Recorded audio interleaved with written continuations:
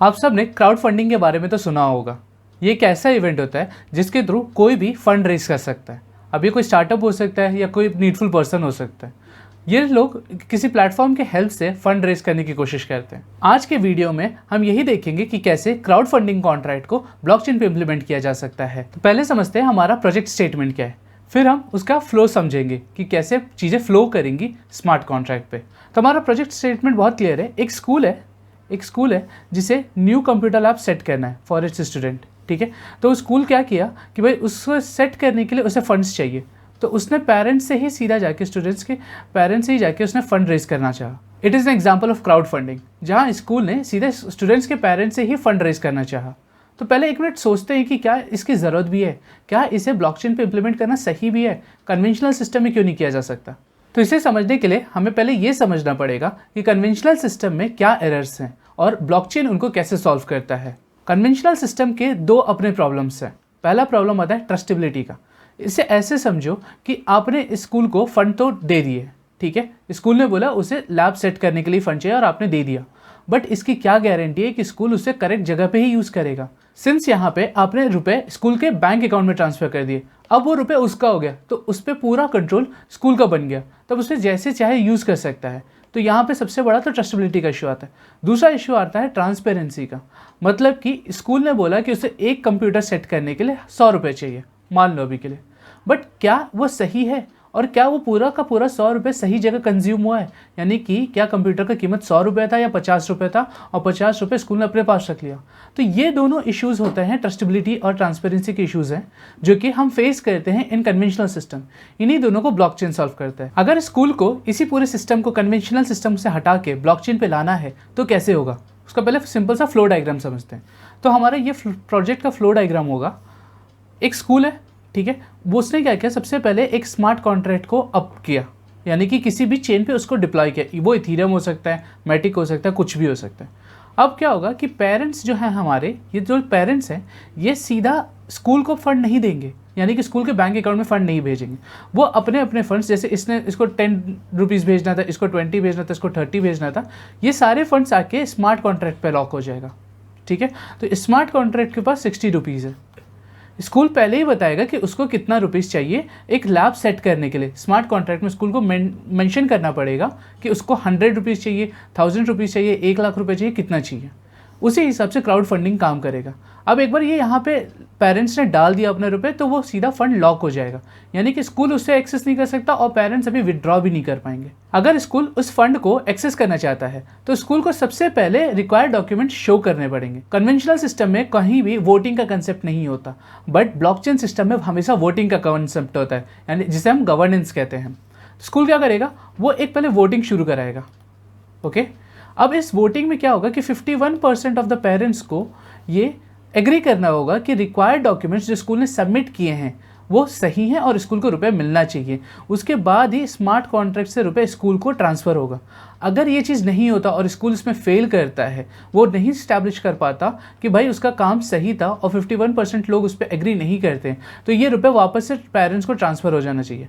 इस केस में स्कूल को भारी नुकसान होगा, क्योंकि उसने जितना भी इन्वेस्टमेंट किया होगा वो सब उसको अपने पॉकेट से देना पड़ेगा। सिंस यहाँ पे सारा फ्लो एक स्मार्ट कॉन्ट्रैक्ट हैंडल कर रहा है, एक प्रोग्राम हैंडल कर रहा है, तो ट्रस्टेबिलिटी अपने आप स्टैब्लिश हो जाती है। होपफुली आपको प्रोजेक्ट का फ्लो समझ में आया होगा और ये भी पता चला होगा कि क्यों ब्लॉकचेन को यूज़ कर सकते हैं टू डेवलप सच एप्लीकेशंस, जहाँ पे ट्रस्टेबिलिटी एक बहुत मेजर फैक्टर है। अब समझते हैं कि कौन कौन सा फंक्शंस जाएगा हमारे स्मार्ट कॉन्ट्रैक्ट में। तो ये कुछ फंक्शन लिस्ट जो कि हम एग्जीक्यूट करेंगे अपने स्मार्ट कॉन्ट्रैक्ट में। पहला फंक्शन है डिपॉजिट फंड, यानी कि जब भी किसी पेरेंट्स को डिपॉजिट करना होगा फंड्स स्मार्ट कॉन्ट्रैक्ट में, तो वो उस फंक्शन को कॉल करेंगे। ये सिर्फ पेरेंट्स के द्वारा ही कॉल किया जा सकता है। ठीक है, दूसरा फंक्शन है चेक कॉन्ट्रैक्ट बैलेंस। आपको किसी भी समय पे चेक करना है अगर कि इस कॉन्ट्रैक्ट में कितने फंड्स अभी तक आ चुके हैं, तो वो इस फंक्शन से चेक किया जा सकता है। तीसरा फंक्शन है कि स्टार्ट वोटिंग। अब एक बार फंड रेज हो गया, मान लो कि स्कूल को $100 रेज करने थे, अब उसने चेक कर लिया कि भाई $100 रेज हो चुके हैं, तो फिर उसको एक वोटिंग करानी पड़ेगी जिससे कि रुपए स्कूल क्लेम कर सके। ठीक है, तो उसके लिए उसको स्कूल स्टार्ट वोटिंग करेगा। ये सिर्फ स्कूल कॉल कर सकता है और कोई नहीं। अब जब वोटिंग स्टार्ट हो गई तो पेरेंट्स शुड बी अलाउड कि वो वोट कर सके। तो यहाँ पे पुट वोट उसी के लिए यूज़ होगा।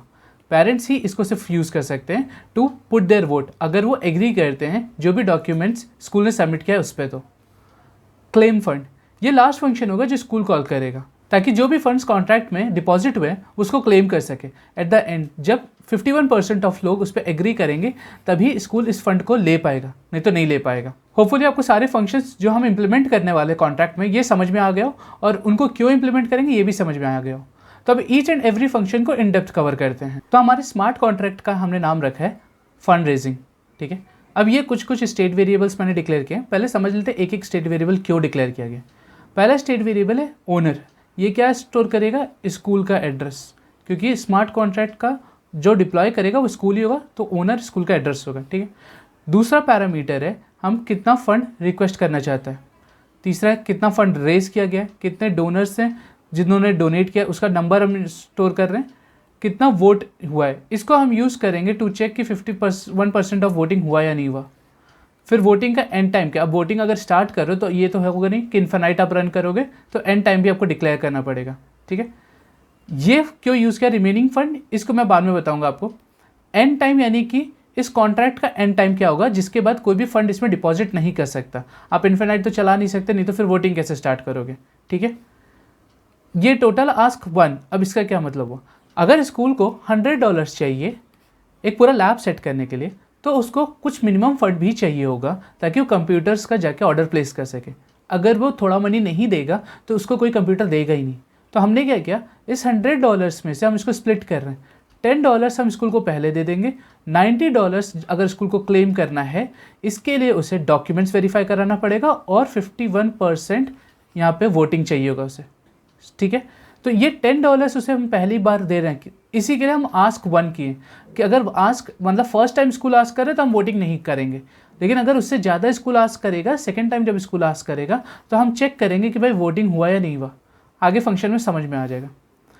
उसके बाद हम कह रहे हैं कि भाई स्कूल ने फ़ंड को क्लेम किया या नहीं कर लिया, क्योंकि अगर उसने फ़ंड को क्लेम कर लिया और फिर से ट्राई किया क्लेम करने का तो हमें वहाँ पे एरर थ्रो करना पड़ेगा, क्योंकि फ़ंड तो क्लेम किया जा चुका है। स्मार्ट कॉन्ट्रैक्ट के पास तो कुछ है ही नहीं, तो फिर क्यों उस फंक्शन को एग्जीक्यूट हो रहा है। इसके लिए वोटिंग स्टेटस को सिर्फ इसके लिए हम चेक करेंगे कि वोट स्टार्ट हुआ या नहीं हुआ, वो इस पर डिपेंड करता है। कोई भी पेरेंट वोट डालने जा रहा है तो पहले ये तो मेंटेन करना पड़ेगा कि वोट स्टार्ट हुआ कि नहीं हुआ, ठीक है। उसके बाद हम 2 मैपिंग यूज़ कर रहे हैं। एक मैपिंग हम टोटल जो भी डोनर्स हैं उनका दे रहे हैं कि उनका एड्रेस ले रहा है उन्होंने कितना डोनेट किया है। दूसरा मैपिंग हम स्टोर कर रहे हैं कि भाई पर्टिकुलर एड्रेस का ट्रू है या नहीं, फॉल्स है, वो क्या वोट कर रहे हैं, ठीक है। अब बाय डिफ़ॉल्ट यहाँ पे सबका पहले से फॉल्स होता है, तो वोट वही क्लिक करेगा जिसे सीरियसली स्कूल को वोट करना है इन फेवर ऑफ स्कूल, ठीक है। अब एक कंस्ट्रक्टर सबसे पहले हमने डिक्लेयर किया, क्यों, क्योंकि हमें 2 पैरामीटर्स चाहिए कि स्मार्ट कॉन्ट्रैक्ट एंड कब होगा और टोटल मनी कितना रेज करना है। इस दोनों को हमने यहाँ सेट किया और ओनर को भी हमने स्मार्ट कॉन्ट्रैक्ट में सेट कर दिया। तो होपफुली आपको ये चीज़ें समझ में आई होंगी। अब बात करते हैं हमारे सेंड फंक्शन की। तो सेंड फंक्शन पहले देखो एक्सटर्नल है, क्यों, क्योंकि इसे स्मार्ट कॉन्ट्रैक्ट में तो कोई एक्सेस नहीं कर सकता है, इसे सिर्फ बाहर से एक्सेस करना है, तो एक्सटर्नल डिक्लेयर कर लिए। अब ये पेएबल है। पेएबल का अगर मतलब नहीं पता तो मैं बताता हूँ, जो भी फंक्शंस ईथर एक्सेप्ट करेंगे आपसे, ठीक है, वो सारे फंक्शंस को पेएबल डिक्लेयर करना पड़ेगा। यही चीज़ हमने प्रीवियस भी डिक्लेयर किया है। यहाँ पे देखो पेएबल कीवर्ड यूज़ किया है ओनर के साथ। क्यों यूज़ किया गया है, क्योंकि ओनर को बाद में हमें रुपए ट्रांसफ़र करने, तो इसके लिए पेएबल रिक्वायर्ड है। जब भी कोई पेरेंट को अपना फंड ट्रांसफ़र करना है, सेंड करना है, तो इसको कॉल करेगा। तो सबसे पहले कुछ चेक्स मारेंगे।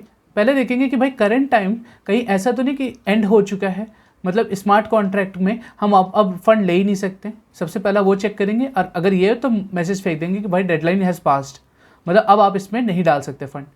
दूसरा चेक करेंगे क्या मैसेज और सेंडर यानी कि जो फंड ट्रांसफ़र कर रहा है वो स्कूल ही तो नहीं है। ये हमें एक प्रिकॉशन लेना पड़ेगा कि गलती से भी स्कूल ना सेंड कर दे, क्योंकि उसने ही तो फंड क्राउड फंडिंग स्टार्ट किया है, तो वो फंड नहीं कर सकता खुद को, ठीक है। और तीसरा हम चेक कर रहे हैं कि कोई भी ज़ीरो नहीं भेज सकते, थोड़ा तो अमाउंट उसको फंड भेजना पड़ेगा। ये डिपेंड कर सकता है, आप इसको चेंज कर सकते हो जो भी चाहो, यहाँ 10 कर लो, 1 कर लो, जो भी चाहो। मैं 0 पे रख रहा हूँ कि मिनिमम मुझे 1 तो चाहिए, ठीक है। तो ये फ्यू चेक्स हो गए। उसके बाद हमें चेक करना पड़ेगा कि जो डोनर है वो फिर से और एक्स्ट्रा मनी दे रहा है या फर्स्ट टाइम डोनर है।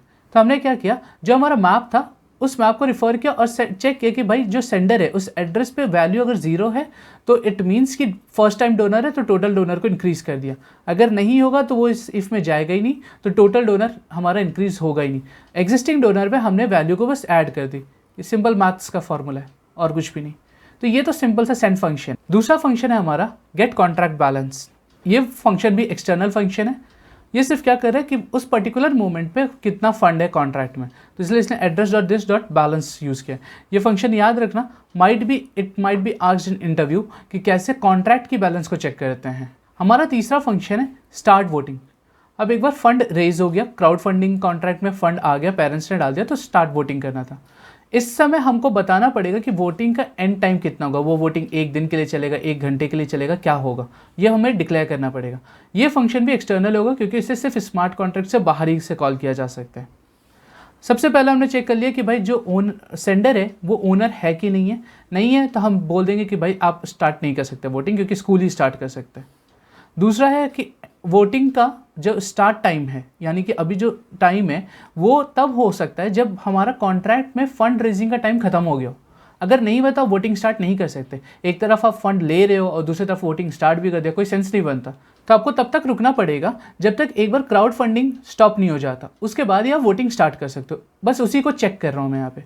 उसके बाद मैंने क्या किया, वोटिंग का एंड टाइम सेट कर दिया और वोटिंग का स्टेटस ये याद है हमने इनिशियली डिक्लेयर किया हुआ एज ए स्टेट वेरिएबल, उसको ट्रू कर दिया। बस इतना से ही सेट स्टार्ट वोटिंग का काम था। हमारा चौथा फंक्शन है पुट वोट। अब इसके थ्रू पेरेंट्स अपना वोट पुट कर सकते हैं, तो ये भी एक्सटर्नल होगा। पहले आते चेक करेंगे कि क्या वोटिंग स्टार्ट हुआ या नहीं हुआ, तो वोटिंग का स्टेटस चेक कर लो कि वोटिंग स्टार्ट हुआ या नहीं हुआ। तो अगर ये ट्रू है तभी ठीक है, नहीं तो वो बोल देगा कि भाई वोटिंग स्टार्ट हुआ ही नहीं, तो आप वोट नहीं कर सकते। दूसरा हम चेक कर रहे हैं कि भाई वोटिंग का तो स्टार्ट पैरामीटर ठीक है, बट क्या वोट खत्म तो नहीं हो गया, वोटिंग का एंड टाइम तो नहीं हो गया। ये दोनों बस सिक्योरिटी चेक्स हैं, तो उसमें भी चेक कर लिया कि अगर वोटिंग चल रही है तभी हम वोट कर सकते हैं, वोटिंग एंड हो गई तो हम वोट नहीं कर सकते। उसके बाद हम देख रहे हैं कि भाई जो डोनर ने रुपए डोनेट किया है कि नहीं किया है। मान लो मैंने स्मार्ट कॉन्ट्रैक्ट में डोनेट किया ही नहीं, मैं जाके सीधा पुट वोट में दबा दिया, तो मेरे को चेक करना क्या पड़ेगा कि जो भी मैसेज डॉट सेंडर है उसकी वैल्यू कितनी है। वो जीरो तो हो नहीं सकती क्योंकि हमने पहले ही डिक्लेयर किया कि हम जीरो नहीं ले रहे हैं, जीरो से ऊपर लेंगे। तो ये एक कैच हो सकता है कि हम चेक कर लें कि भाई उसमें जीरो है क्या। अगर वैल्यू जीरो है तो उसने डोनेट कुछ किया ही नहीं है। क्यों? क्योंकि मैप कभी भी हमको नल रिटर्न नहीं करता है, याद रखना। मैप अगर उसमें कुछ भी स्टोर नहीं है अक्रॉस द की, तो मैप आपको हमेशा जीरो रिटर्न कर देगा, क्योंकि वहाँ पे हम इंटीजर सेव कर रहे हैं। इसलिए हमें ये चेक करना बहुत ज़रूरी है। अगर ये है तो वो बोल देगा कि आपने पार्टिसिपेट किया ही नहीं है, तो आप वोट नहीं कर सकते। उसके बाद हमने क्या किया, ये चेक कर लिया कि भाई उसका वोटिंग अभी तक उसने वोट डाला नहीं है। मान लो मैं वापस से वोट डालने आ रहा हूँ, तो फिर उसको भी तो स्टॉप करोगे आप। मैंने एक बार वोट डाल दिया तो फिर मैं वोट नहीं डाल सकता या चेंज नहीं कर सकता अपना वोट को। तो मैंने पहले ही चेक कर लिया कि क्या वो फॉल्स है या नहीं, क्योंकि अगर मैप बुल सेव करता है तो वो बाय डिफ़ॉल्ट फॉल्स होता है, राइट। वही हम यहाँ चेक कर रहे हैं कि क्या वो फॉल्स है या नहीं है। अगर वो फॉल्स है तभी नीचे अलाउ करें।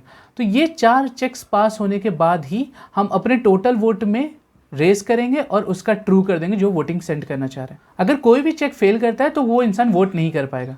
हो सकता है यहाँ कुछ और चेक्स ऐड करना हो। अगर आपको कुछ दिमाग में है तो आप कमेंट बॉक्स में डाल दो, मैं उसको एक बार देखना ज़रूर चाहूँगा। तो हमारा लास्ट फंक्शन है क्लेम फंड। इसके थ्रू स्कूल क्लेम कर सकता है जो भी फंड स्मार्ट कॉन्ट्रैक्ट में लॉक हुए हैं by showing valid documents. Documents कैसे स्टोर करना है, क्या होगा, इसको मैं अभी नहीं कर रहा हूँ, बट मैं इस पर भी वीडियो लाऊंगा। डॉक्यूमेंट्स हम IPFS पे स्टोर करेंगे। अब अगर आपको ये चीज़ जानना है कि कैसे करना है तो सब्सक्राइब कर लेना चैनल, ताकि बाद में आपको पता चलते रहे। तो हम थे हमारे लास्ट फंक्शन पे, दैट इज़ क्लेम फंड। तो सबसे पहले हमें चेक करना पड़ेगा कि क्लेम फंड फॉल्स है या नहीं है। अगर क्लेम फंड फॉल्स, हम पहले ही बताए थे कि फंड अगर क्लेम किया जा चुका है तो कोई भी फंड वापस क्लेम नहीं कर सकते। तो इसमें अगर फंड क्लेम किया जा चुका होगा तो हम बोल देंगे कि भाई फंड ऑलरेडी क्लेम हो चुके हैं। दूसरा है कि जो सेंड कर रहा है, इस ट्रांजेक्शन को कॉल कर, इस फंक्शन को कॉल कर रहा है, वो ओनर है या नहीं है। अगर वो ओनर नहीं रहा तो भी हम उसको रिजेक्ट मार देंगे। तीसरा है कि एंड टाइम, क्या क्राउड फंडिंग का टाइम एंड हो चुका है कि उससे पहले ही तुम क्लेम करने आ गए, तो वो चीज़ नहीं कर सकते। अब याद होगा अगर मैंने स्टार्टिंग में बताया था आपको यहाँ पे कि हम 10 और 90 का परसेंटेज रख रहे हैं, करेक्ट। तो इसको भी हमें चेक करना पड़ेगा। तो सबसे पहले हम चेक करें कि क्या टोटल आस्क, क्या फर्स्ट टाइम उसको आस्क कर रहा है या सेकेंड टाइम आस्क कर रहा है। अगर फर्स्ट टाइम आस्क कर रहा है तो मैं सिंपल सा मैथ्स का एक फॉर्मूला बना रहा हूँ कि टोटल फंडिंग बाय 10, यानी कि 10% ऑफ द अमाउंट आप उसको दे दोगे। चुपचाप से ट्रांसफ़र अमाउंट मारोगे और यहाँ पे कैलकुलेट कर लोगे और ट्रांसफ़र फंक्शन कॉल कर दोगे। देखो यहाँ पे ट्रांसफ़र फंक्शन कैसे कॉल होता है, ओनर यानी कि एड्रेस डॉट ट्रांसफ़र होता है। इसलिए पहले मैंने इस ओनर को पेबल बनाया था। अगर मान लो कि फर्स्ट टाइम नहीं है, सेकेंड टाइम है, यानी कि वो एक बार 10% ले चुका है, तो अब मेरे पास बचा कितना, सिर्फ 90% ऑफ द फंड्स बच रहे हैं। अगर वो इसको क्लेम करने आता है तो पहले ही हमने डिस्कस किया था कि इसके लिए उसे 51% ऑफ वोटिंग चाहिए होगा, करेक्ट। नाउ लेट्स चेक कि इसको कैसे करना है। सबसे पहले हम चेक करेंगे कि क्या वोटिंग टाइम उस कंडीशन में एंड हो गया है। अगर वोटिंग एंड ही नहीं हुआ है, वोटिंग का एंड नहीं हुआ है, तो अब क्लेम नहीं कर सकते, हम रिजेक्ट मार देंगे। उसके बाद हम क्या चेक करेंगे कि टोटल वोट जितना है, अब सिंपल सा 51% चेक करना है, तो टोटल वोट जो है वो हमेशा ज़्यादा होना चाहिए टोटल डोनर्स बाय 2, राइट। क्योंकि टोटल डोनर्स मान लो कि 100 लोगों ने वोट किया, ठीक है, डिवाइड बाय 2 यानी कि ये 50 हुआ।